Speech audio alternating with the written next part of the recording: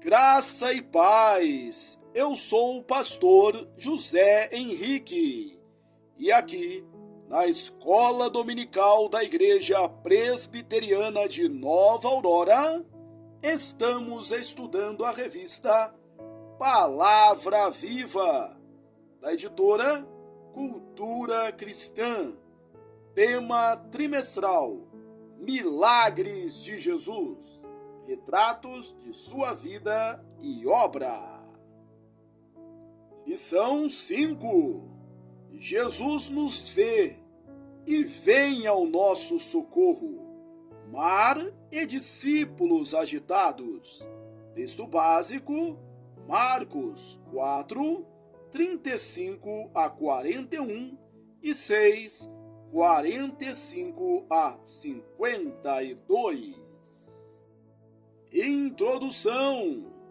Existe algo de assustador no ajuntamento das águas. Este pensamento não é totalmente estranho às Escrituras.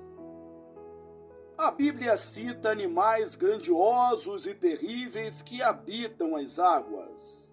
Jó 26, 8 a 13, Salmo 74, 13 a 15, 89, 8 a 10, 104, 25 a 26, Isaías 27, 1, Isaías 51, 9 e 10.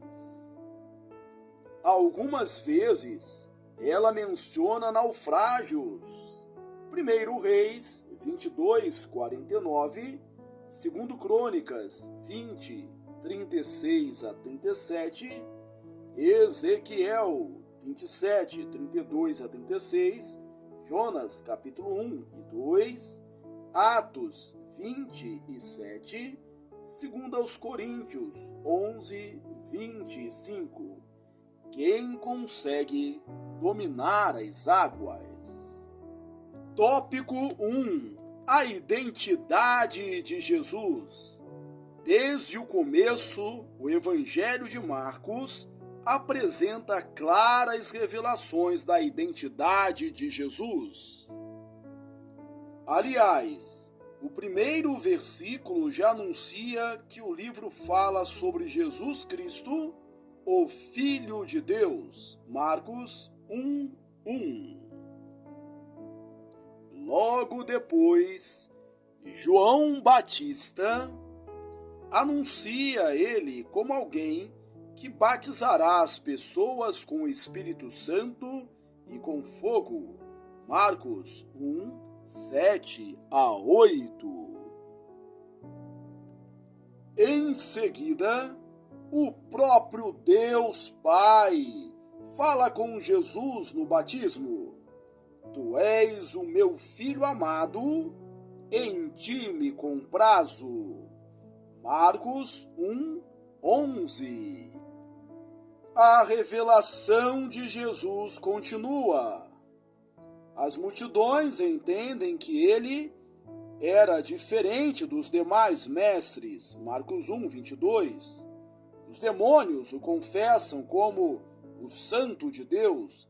Marcos 1, 24. Veja também Marcos 3, 11 a 12.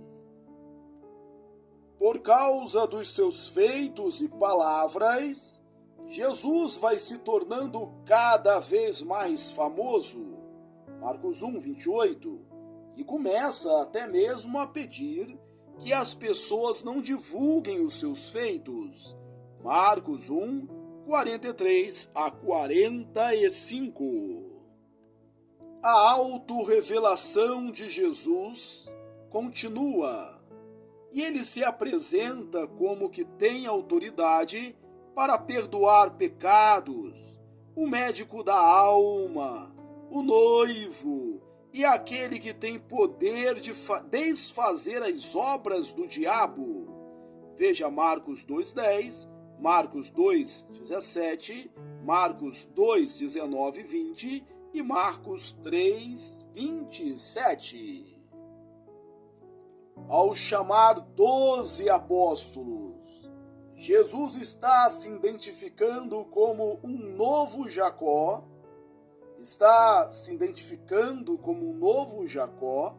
e dando início ao novo Israel. Marcos 3, 13 a 19. Esse novo Israel é composto pelos que ouvem as suas palavras e são inseridos em sua família. Marcos 3, 32 a 35. Até aqui, não é possível ter um quadro completo sobre a identidade de Jesus, mas já sabemos muito sobre ele. E é nesse contexto que Marcos registra o milagre da tempestade acalmada. Tópico 2. Jesus acalma uma tempestade. Marcos 4, 35 a 41.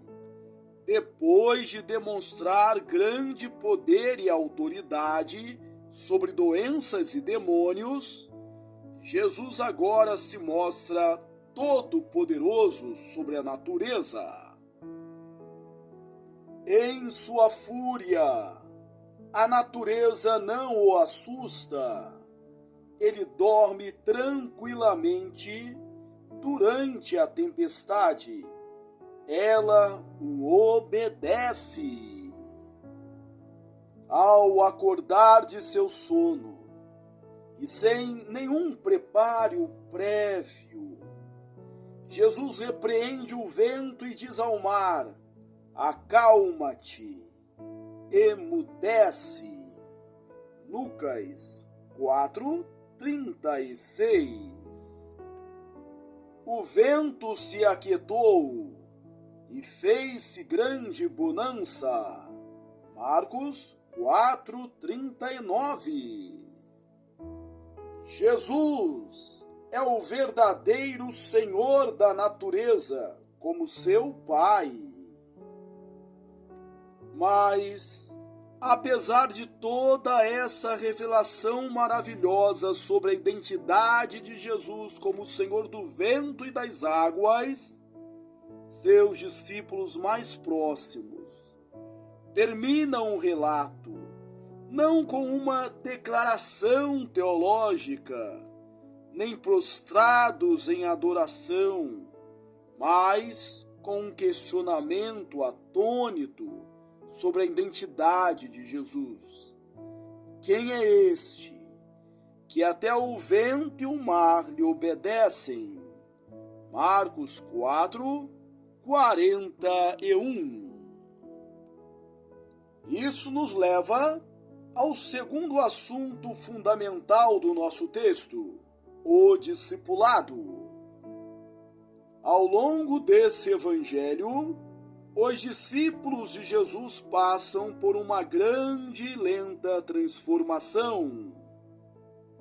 Jesus, no entanto, garante que eles se tornem aquilo que ele quer que sejam.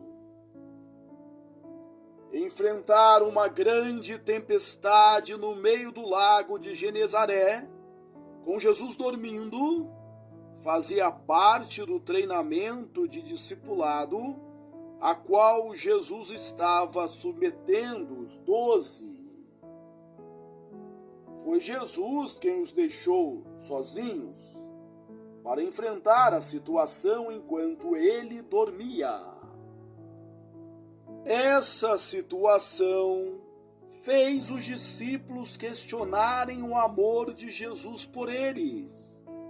O Senhor não se importa que pereçamos?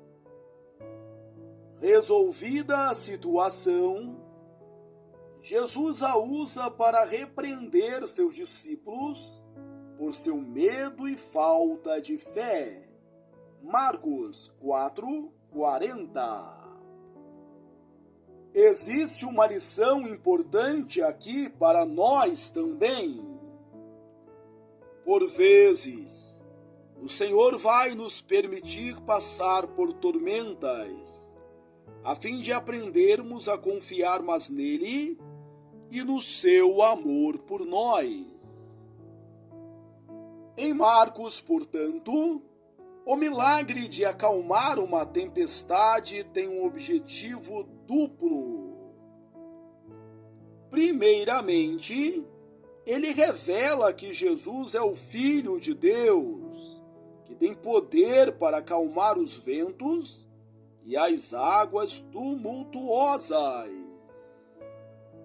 Em segundo lugar, esse relato mostra que o processo de discipulado pode ser lento, mesmo diante de claras revelações da identidade de Jesus. Sempre temos mais a aprender sobre ele. Tópico 3. Jesus anda sobre as águas. Marcos 6, 45 a 52. Depois de acalmar a tempestade, Jesus chegou a uma região fora de Israel chamada Gerasa. Ali Jesus foi abordado por um homem possesso e muito violento. Marcos 2 a 7 descreve a longa e deplorável situação na qual aquele homem vivia. E mais uma vez, Jesus demonstra poder, revela poder ao expulsar os espíritos malignos que habitavam nele. Autorizados pelo Senhor, os espíritos entraram em uma manada de 2.000 porcos que se precipitaram na água, morrendo afogados.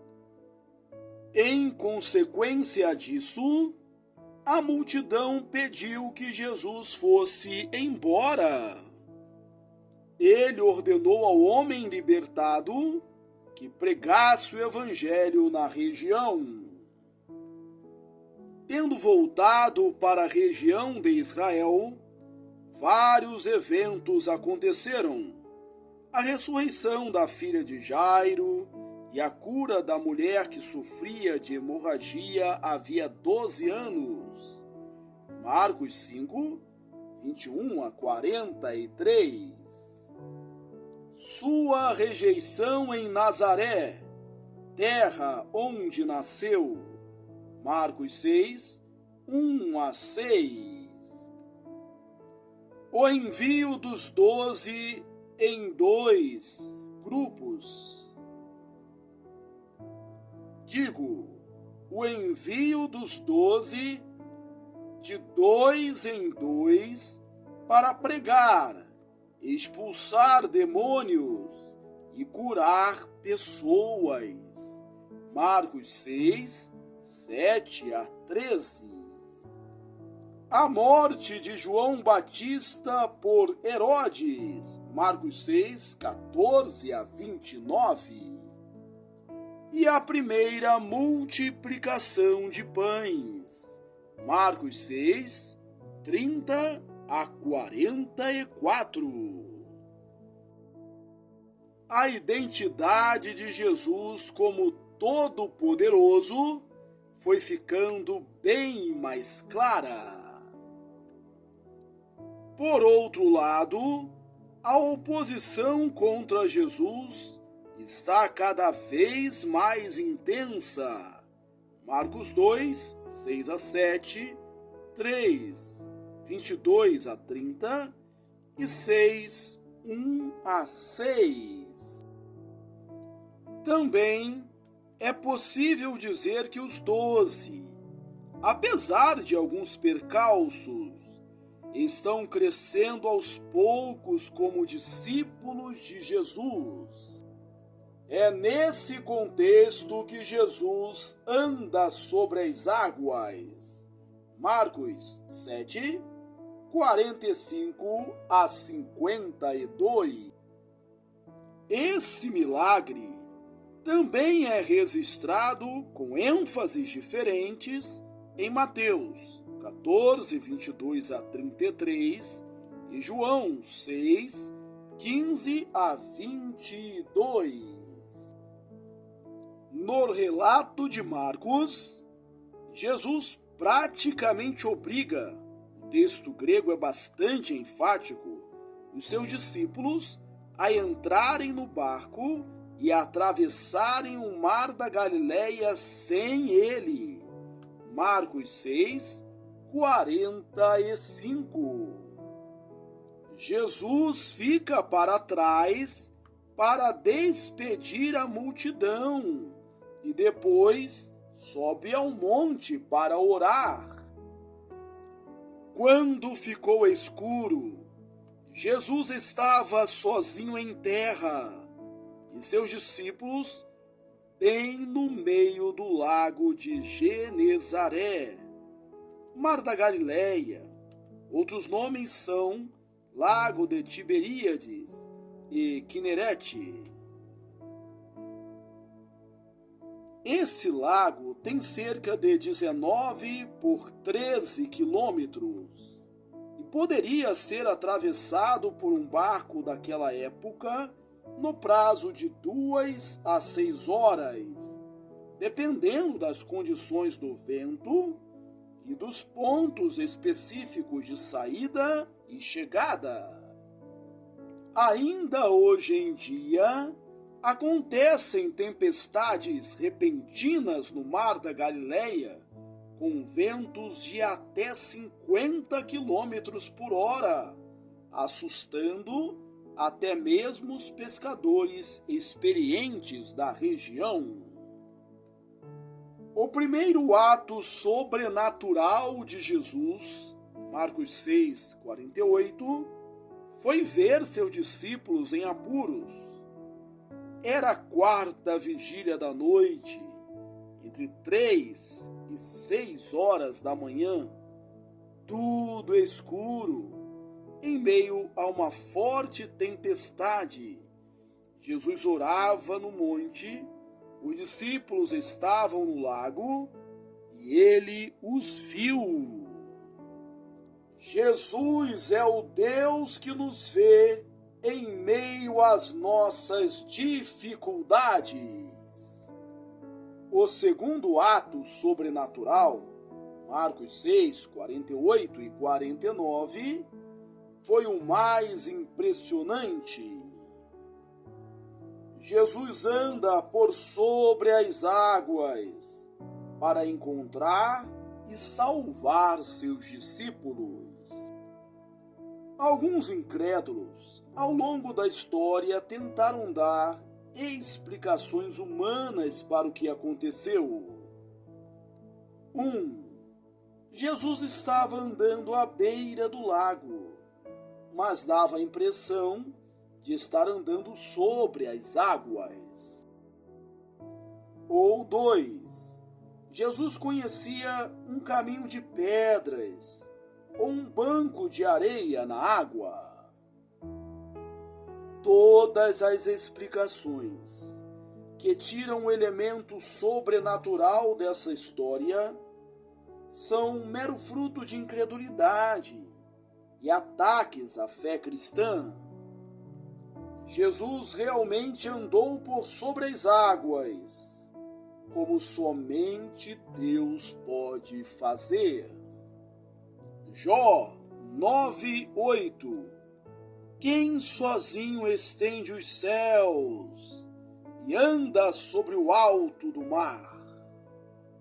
Jó 38:16. Acaso entraste nos mananciais do mar, ou percorreste os mais profundos do abismo?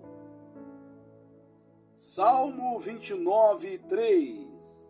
Ouve-se a voz do Senhor sobre as águas, troveja o Deus da glória. O Senhor está sobre as muitas águas. Salmo 77:19. Pelo mar foi o seu caminho, as tuas veredas pelas grandes águas, e não se cobrem os teus vestígios. Isaías 43:16. Assim diz o Senhor, o que outrora preparou um caminho no mar, e nas águas impetuosas uma vereda. Abacuque 3:15. Marchas com os teus cavalos sobre o mar, pela massa de grandes águas.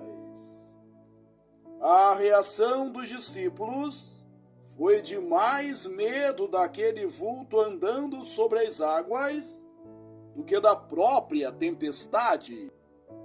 Eles pensavam que se tratava de um fantasma e ficaram apavorados. É fácil acusar os discípulos, mas como você reagiria no meio da noite, vendo alguém nas águas tempestuosas andando sobre elas? Vendo que os discípulos estavam com muito medo, Jesus lhes disse literalmente: tenham coragem, eu sou, não temam. Nesse momento de extrema aflição e vulnerabilidade, Jesus lembrou aos seus discípulos que ele é o Deus que se revelou a Moisés na sarça, o grande Eu Sou de Êxodo 3:14. Depois de Jesus ter dito essas palavras, aconteceu o terceiro ato sobrenatural dessa história. Ele subiu ao barco para ficar junto de seus discípulos. ênfase do texto. O vento passou e assim, como havia acontecido, ficou demonstrado seu poder sobre a natureza. Todos esses eventos sobrenaturais são reveladores da identidade divina de Jesus e fortalecedores do discipulado, que muitas vezes ocorre a passos curtos e lentos. Como você tem respondido àqueles momentos nos quais Deus o abençoa de modo inesperado? Você tem crescido na sua caminhada como discípulo de Jesus? Conclusão: a partir do que aprendemos sobre a identidade de Jesus, por meio dos milagres estudados até aqui, devemos nos lembrar de que o nosso Deus tem poder para nos salvar das tormentas. Ele prometeu estar conosco e não seremos submersos pelas águas tumultuosas.